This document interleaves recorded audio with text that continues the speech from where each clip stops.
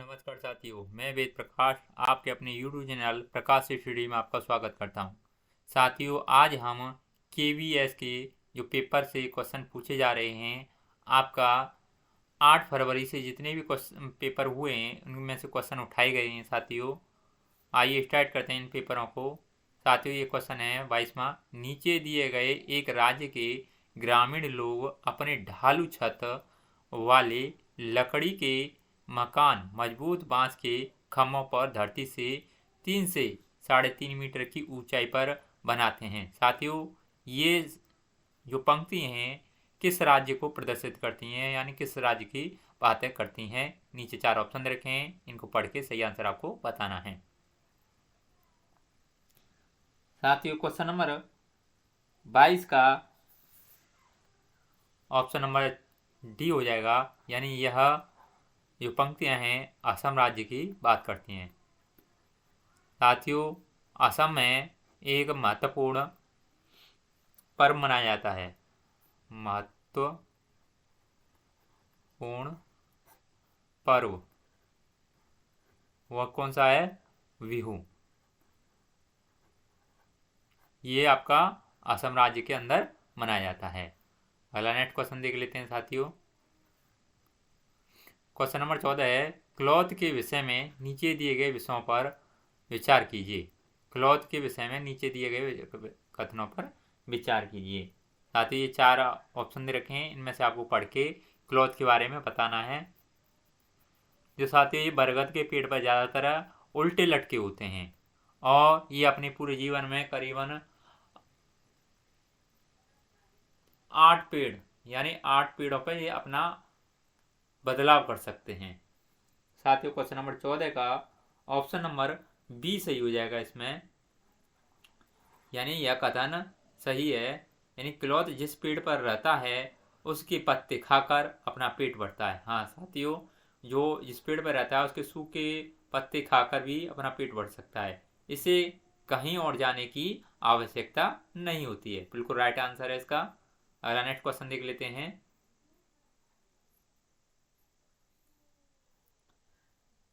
साथियों, अगर चैनल पर पहली बार आए हैं तो प्लीज़ चैनल को सब्सक्राइब कर लें। ये आपका सब्सक्राइब का बटन है, आपके नीचे दे रखा होगा सब्सक्राइब का। ये हमारा चैनल है प्रकाश स्टडी के नाम से। और वीडियो को लाइक शेयर कर दें। अगला नेक्स्ट क्वेश्चन देख लेते हैं हम। क्वेश्चन नंबर 6 में पूछा है, किस राज्य में झूम खेती की प्रथा सामान्य है। नीचे 4 ऑप्शन रखे हैं, झूम खेती के बारे में पूछा गया है, किस राज्य में प्रथा सामान्य है। साथियों, क्वेश्चन नंबर 6 का ऑप्शन नंबर बी सही हो जाएगा इसमें, यानी मिजोरम। बात मिजोरम में की हो रही है, तो भारत के मिजोरम राज्य में झूम की खेती की जाती है। यानी अधिकतर भारत की झूम की खेती है मिजोरम राज्य में होती है। साथियों, आपको इसके मिजोरम राज्य की राजधानी तथा इसके राज्यपाल और CM कौन है ये आपको कमेंट बॉक्स में बताना है। अगला नेक्स्ट क्वेश्चन देख लेते हैं। क्वेश्चन नंबर पहला, हार्ड डिस्क दोनों तरफ किस से कोट की जाती है। ये नीचे 4 ऑप्शन रखे हैं, 4 ऑप्शन को पढ़ के सही आंसर आपको बताना। क्वेश्चन नंबर पहले का सही आंसर क्या होगा। साथियों, क्वेश्चन नंबर पहले का सही आंसर ऑप्शन नंबर ए हो जाएगा। यानी जो हार्ड डिस्क है ये दोनों तरफ से कोट की जाती है। किससे की जाती है? मैग्नेटिक मेटेलिक ऑक्साइड से। यह कंप्यूटर में डाटा स्टोर करने के लिए प्रयोग की जाती है। इसका सही आंसर ऑप्शन नंबर पहला हो जाएगा। अगला नेक्स्ट क्वेश्चन देख लेते हैं। क्वेश्चन नंबर 2, इनमें से कौन सा सबसे तेज प्रिंटर है। साथियों, सबसे तेज प्रिंटर की बात हो रही है इस टाइम। सबसे तेज प्रिंटर इन चारों में से आपका बी सही हो जाएगा, यानी जो आपका लेजर प्रिंटर है यह सबसे फास्ट गति से प्रिंट करता है। साथियों, इसकी रफ्तार है यह 200 मोनोक्रोम पेज प्रति मिनट छाप सकता है। कितने? 200 मोनोक्रोम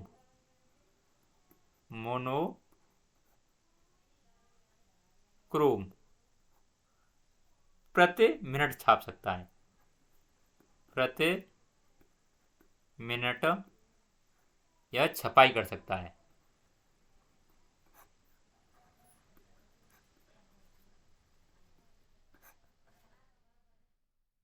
अगला नेक्स्ट क्वेश्चन देख लेते हैं।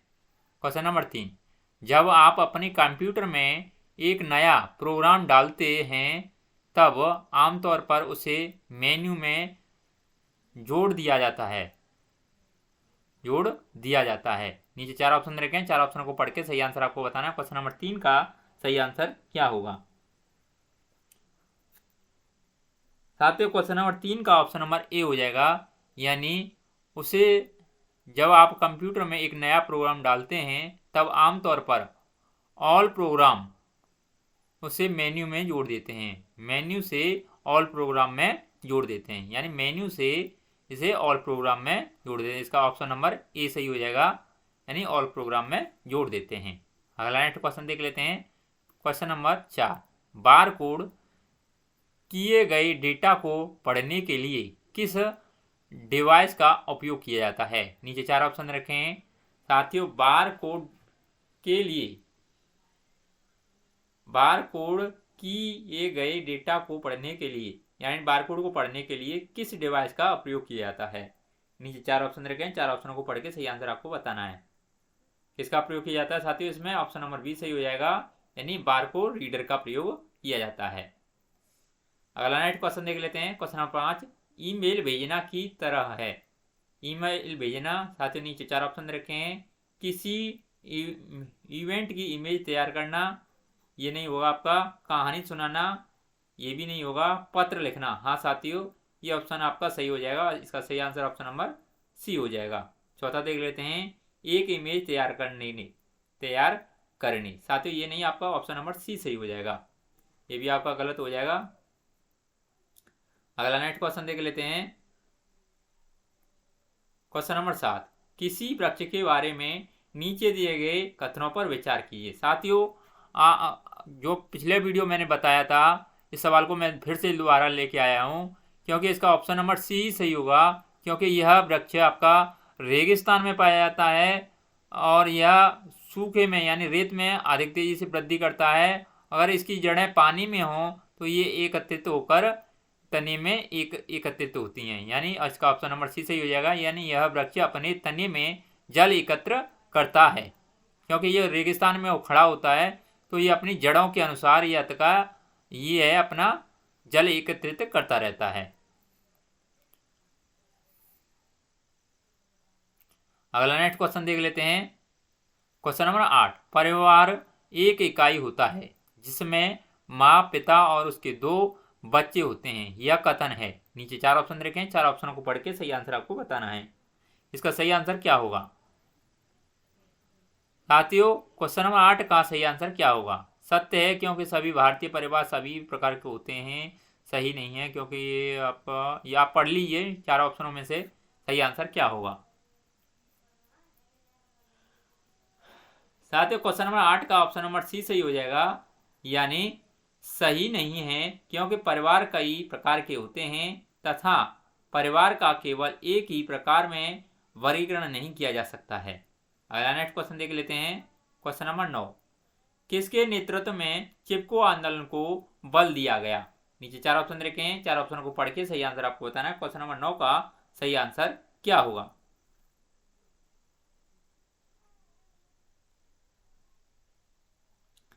साथियों क्वेश्चन नंबर 9 का ऑप्शन नंबर बी सही हो जाएगा, यानी सुंदरलाल बहुगुणा ने आंदोलन में बल दिया। यह आंदोलन वन संरक्षण से संबंधित था। किससे संबंधित था? वन संरक्षण से संबंधित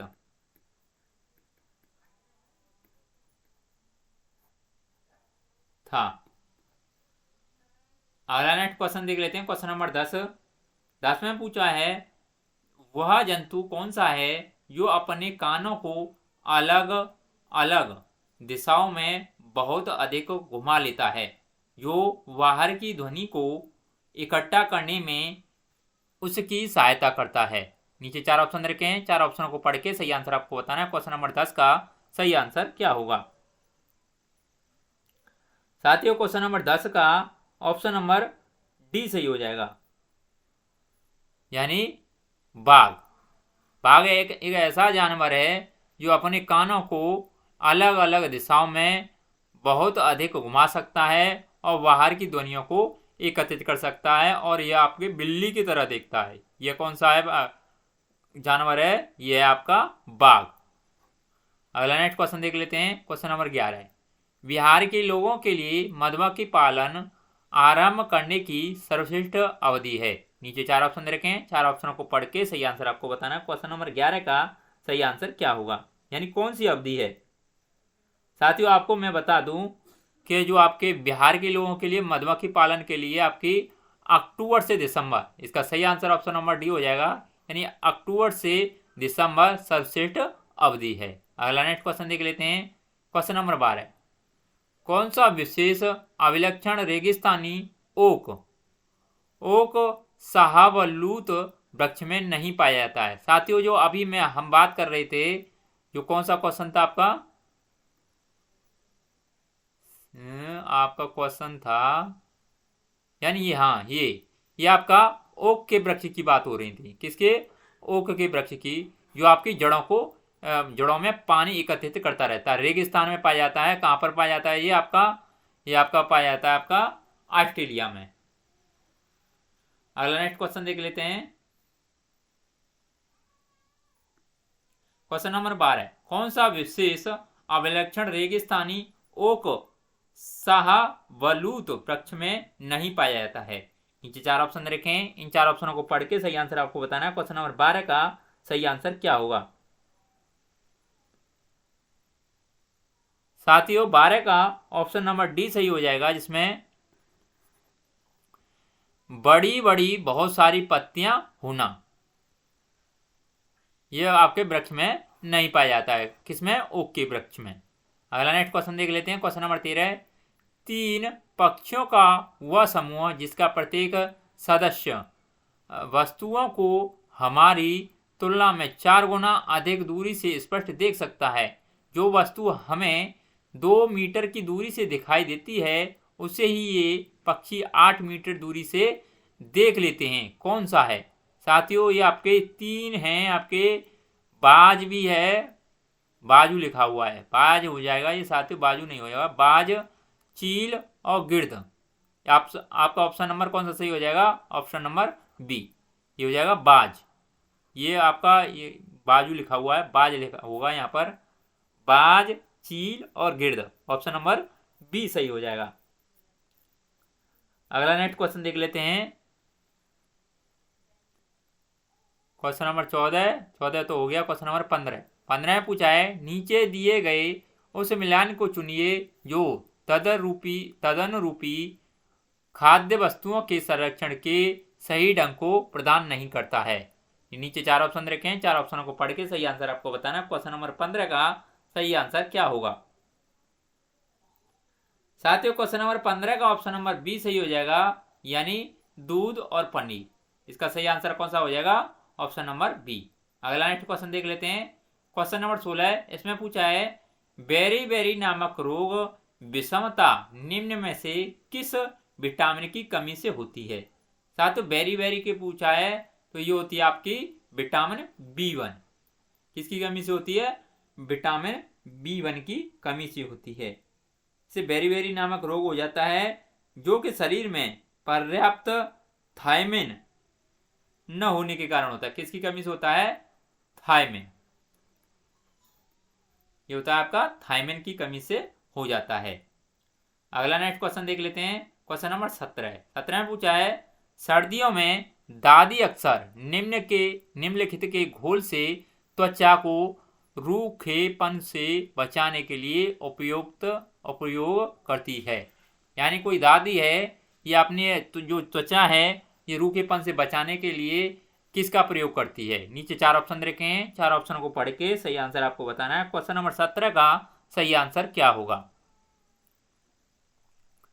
साथियों क्वेश्चन नंबर 17 का ऑप्शन नंबर बी सही हो जाएगा, यानी वह दादी गुलाब जल का, ग्लिसरीन और नींबू के रस का प्रयोग करती है। इससे क्योंकि जो त्वचा है रूखी ना हो, फटे नहीं, उसके लिए ये आप गुलाब जल का भी प्रयोग कर लेती है, ग्लिसरीन से, और नींबू का भी प्रयोग करती है। अगला नेक्स्ट क्वेश्चन देख लेते हैं।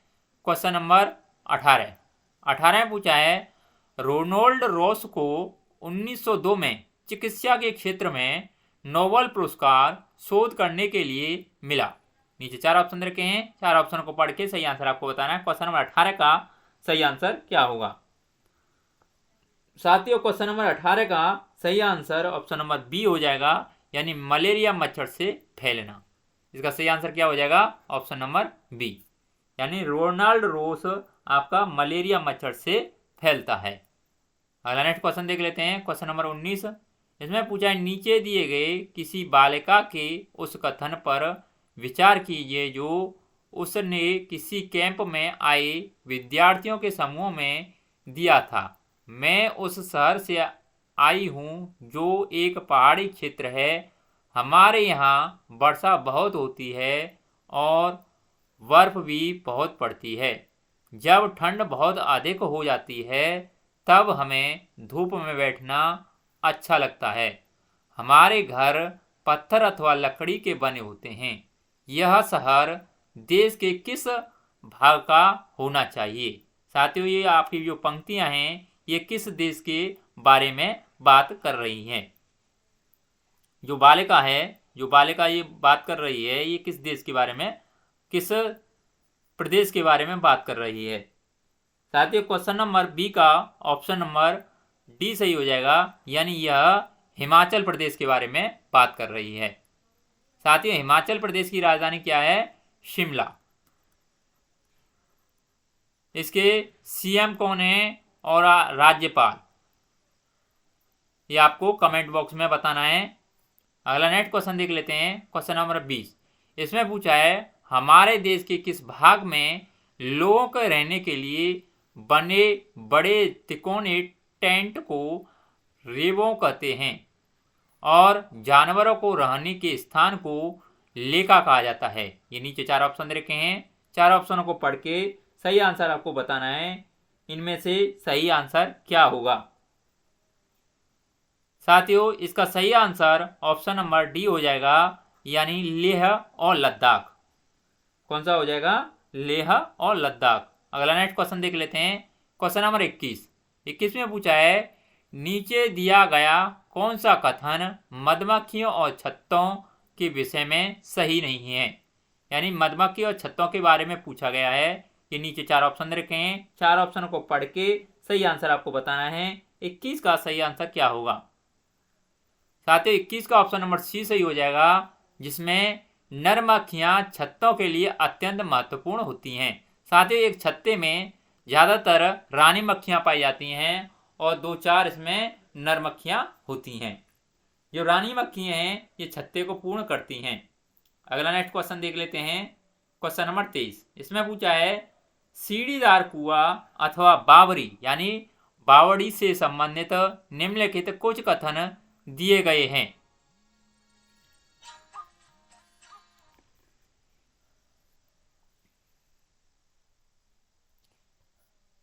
कथन दिए गए हैं, ये नीचे 4 ऑप्शन रखे हैं, 4 ऑप्शनों को पढ़ के सही आंसर आपको बताना है। क्वेश्चन नंबर 23 का सही आंसर क्या होगा? साथियों, क्वेश्चन नंबर 23 का ऑप्शन नंबर ए सही हो जाएगा। इसमें कहा है, वे जल भंडार तथा संरक्षण की पारंपरिक व्यवस्था है। इसका सही आंसर क्या हो जाएगा? ए हो जाएगा। अगला नेक्स्ट क्वेश्चन देख लेते हैं। Question number 24। 24 में पूछा है, तरुण भारत संघ नामक समूह संबंधित है। नीचे 4 ऑप्शन रखे हैं, 4 ऑप्शनों को पढ़ के सही आंसर आपको बताना है। क्वेश्चन नंबर 24 का सही आंसर क्या होगा? साथियों, क्वेश्चन नंबर 24 का ऑप्शन नंबर सी सही हो जाएगा, यानी पुरानी झीलें निर्मित करने में। यह भारत का गैर सरकारी संगठन है। इसकी स्थापना 30 मई 1975 में हुई थी। किसकी? तरुण भारत संघ की।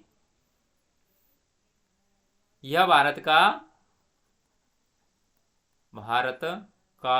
गैर सरकारी संगठन संगठन है। इसकी स्थापना कब हुई थी? इसकी स्थापना हुई थी साथियों 30 मई 1975 को। किसकी स्थापना हुई थी? तरुण भारत संघ की। अगला नेक्स्ट क्वेश्चन देख लेते हैं, क्वेश्चन नंबर 25। इसमें पूछा है मृत सागर क्या है? मृत सागर के बारे में पूछा गया है साथियों। इसका सही आंसर क्या होगा? नीचे 4 ऑप्शन रखे हैं, 4 ऑप्शनों को पढ़ के सही आंसर आपको बताना है मृत सागर है क्या। साथियों क्वेश्चन नंबर 25 का ऑप्शन नंबर बी सही हो जाएगा, यानी मृत सागर ऐसा सागर जो सभी महासागरों व सागरों से ज्यादा नमकीन होता है, मृत सागर कहलाता है। इसका सही आंसर ऑप्शन नंबर बी हो जाएगा। साथियों अगर आपको वीडियो अच्छा लगता है तो प्लीज वीडियो को लाइक, शेयर और चैनल सब्सक्राइब नहीं किया है तो प्लीज यहाँ पर ये आपको बटन दे रखा होगा, यानी अगर यहाँ नीचे दे रखा होगा ये सब्सक्राइब का बटन है, प्लीज इसे चैनल को सब्सक्राइब जरूर कर लें। अगर आपको कोई दिक्कत आती है या ऐसे कोई परेशानी होती है कमेंट में हमें कमेंट करके बताएं, जिससे आने वाली वीडियो है आपके लिए हम सुधार के लेके आ सकें। आज के लिए बस इतना ही, धन्यवाद। फिर मिलते हैं साथियों।